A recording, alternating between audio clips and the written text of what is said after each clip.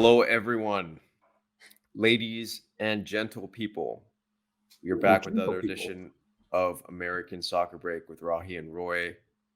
And all I can tell you guys is that if anyone offers me 200 million to transfer and leave, I'm going to have to leave you guys. I'm going anywhere in the world for that money. Anywhere in the world. I will live go to on the a Marshall sailboat. Islands. Yeah. Yes, the Marshall Islands to go hang with whoever over there. But we, of course, are talking about something known as the Saudi Arabian League. Yes. So just as context, Roy, why don't you give some people some context of some of the names that have moved over to this wonderful league? Yeah, man. I mean, some of my favorite players have moved on to that league. And we've got the obvious one, Mr.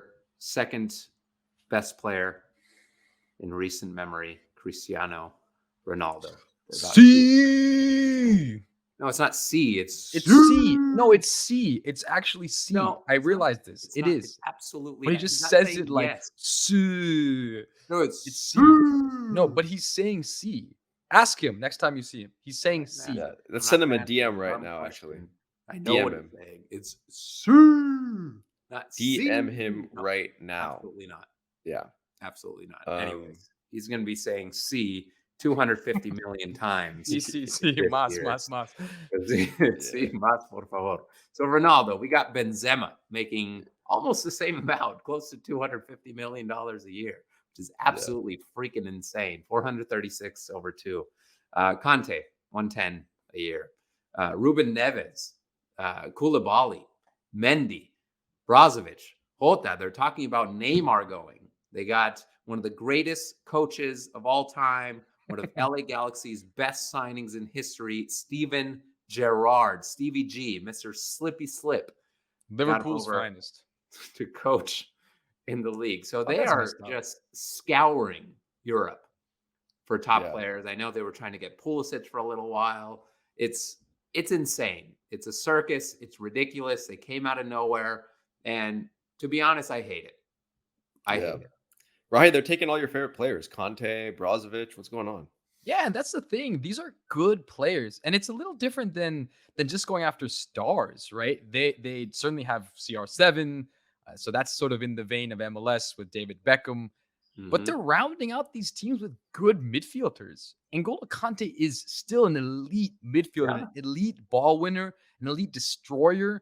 And it's going to round out these teams, right? Marcelo Brozovic is quietly part of the best international midfield in the world, the Croatian midfield, and a key cog, and he's been a key cog for years. So it's interesting the way they're doing this. Yes, they're attracting big name stars, and they're doing that for a little glitz, a little glamour. But at the same time, these are going to be interesting teams because they're rounding them out nicely. And it's a smart strategy. If you have the money, go out and actually build a team. This isn't elementary. Go after the shiny object. They're really getting players that I think that can make these teams compete. At what level, I'm not sure, but the league is going to improve certainly. Are we going to watch these games? That's the question. Probably not. Are people going to watch these games, I guess, is the better question. I think they're going to get this. Someone's going to get the streaming rights, and they have unlimited money. They're literally printing money. So money is not the question. Yep. Sustainability around finances is not a question.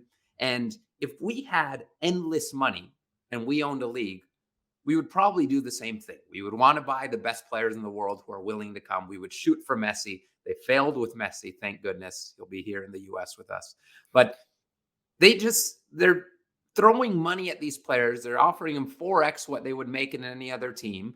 And it's, in my opinion, ruining the game. It is ruining the business side of the game. It is making it a situation where a player is choosing between a Champions League team, making a difference from a soccer perspective, to being set for 5 generations. And I think that's a very bad and toxic way to decide how your career should go. Yeah, but let him go. Let him go. Let him go for the money. Let him go, but I mean, why did Messi come here? Why did David Beckham come here? I mean, for the money, yes, and there's a branding component as well. But I mean, this is tried and true. Leagues have tried this over and over again, and the answer is, will I watch games? Probably not. But yeah, if you tell me that Ronaldo's team is playing against Kante's team, or are they on the same team? I don't think so. Then I'll watch it, right? Benzema against Ronaldo, Benzema against Brozovic. These are interesting. Maybe once in a while I'll watch it. But my challenge is I don't think this is going to last, right? So Yeah. so this is not sustained, and I don't think it can move forward. But I don't mind it. I mean, whatever. Money is money, and it's attractive, and it's okay for these players to go.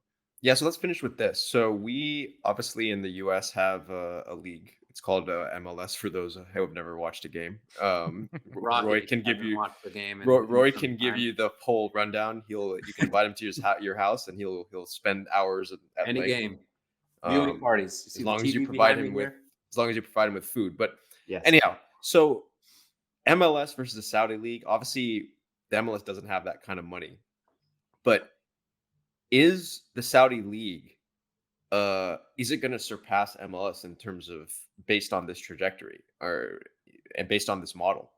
It's a massive threat. It's a massive threat to Major League Soccer. Of course it is. Major League Soccer is at a crossroads where it's deciding between becoming a high quality league that produces players, that works from the academy, that does the Philadelphia Union, the FC Dallas model, which is build players from within, produce excellent players, have them go overseas, make money, repeat, rinse, repeat, etc. What Saudi is doing is it's impacting the marketing side. MLS still needs marketing. It still needs the big name because some of these stadiums are half filled. Some of these teams aren't able to consistently get the numbers in the stadium. We still need in this league those big names. Look at Messi to Miami. Completely changed the outlook of the league. Their social media platforms went up 10, 20x. Every single game that Messi is going to play is sold out. We need these players. We need the Benzemas. We need the Kantes. We need the Ronaldos. Now, with the way Saudi Arabia is handling this with endless money, they will get every single one of those players that MLS would have likely been in the conversation for. MLS can't compete. They cannot compete with the dollars. So this is bad. How many of these players are still competing for the national teams at a high level? Cristiano, sure, didn't start in the World Cup. N'Golo Kante, let's see. Benzema, retired. Brozovic, I'm not sure how much longer he's going to play for Croatia. This is not the strategy that MLS needs to take. How many people were at the LAFC LA Galaxy game that you went to at the Rose Bowl? I was there. Sold out, right? Sold out. Sold out. 83. That's because it's a fan base, two fan bases, and really the LAFC fan base that is built organically and the LA Galaxy fan base that has been built historically, but both are real fan bases that care about their clubs and not because of the stars on those teams. This is the shiny pathway that you can get distracted by. Let's go get out and get some big stars. And it's the way Saudi has to do it because they don't have the history that MLS has, and they're trying to fast track it, but you can't fast track it because at a certain point, these players will leave and their interest in the league is not going to be sustained. They're not going to stay and coach and develop the league. Whereas MLS now has young South Americans that come to MLS and then get sold to Europe. It has young Americans that come to MLS and then get sold to Europe. It has a pipeline of talent that's coming through and an infrastructure that allows players to go through our league and understand that if they play well MLS, they will find opportunities overseas and make more money.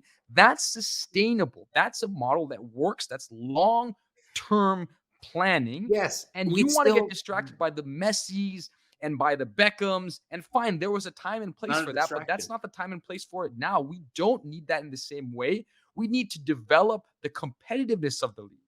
That's fine. Promotion. I agree with that.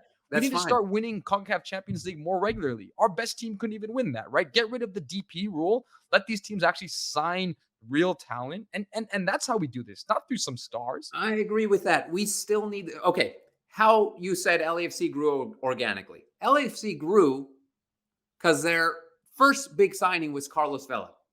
Yeah. Arguably the most loved Mexican player. Had they not signed Carlos Vela, and instead went a scrappy route, built from within, got no names from South America, they wouldn't be where they are today. They are where they are today because of Carlos Vela being a spokesman for that team, being the face of that team, being the first signing is what got the whole community hyped. What is the primary, most passionate fan base in these LAFC games is the Mexican fan. Yeah, they Carlos Vela is a smart move. They adore this team, and that's because of Carlos Vela. So you're telling me right now that MLS doesn't need a Carlos Vela.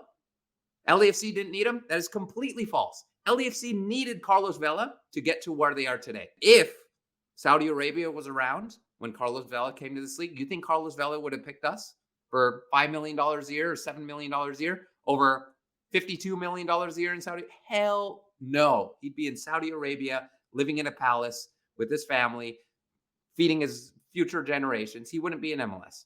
But exactly the reason he would come here, and I'm not saying the differential's that high, maybe not, but he would come to LA for exactly the reason you said, because there's a community that he's speaking to, and that exists. And so that signing was particularly smart because it spoke to a community of soccer fans in the region, and we have that base already. We're a country full of diversity, full of international soccer fans. The challenge is that those fans aren't watching MLS, they're watching other leagues generally. But I agree, you sign a player like Carlos Vela, you generate interest among a community of fans that already exists, and then they become fans of that team. But you need that player. Have that Saudi Arabia doesn't have to the same degree. So we have to tap into what's organically here and understand that soccer fans in this country are mature. There's Mexican fans, Argentinian fans, Colombian fans, Ecuadorian fans. They love soccer, but they're not watching MLS because it doesn't speak to them. Yeah, I think you guys both bring up game players.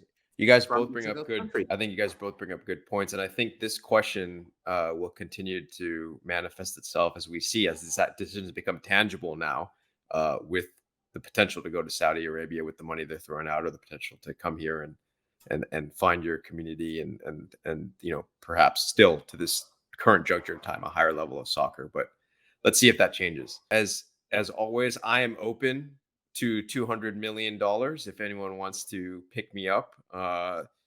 If there's a Saudi YouTube channel out there, guys, just write it in the notes, and I'll see you guys later. But no, open to $100. Nobody's coming. I'd like to start getting paid for this, Sahil. Yeah. Nobody's coming for let's either. talk about this after the video.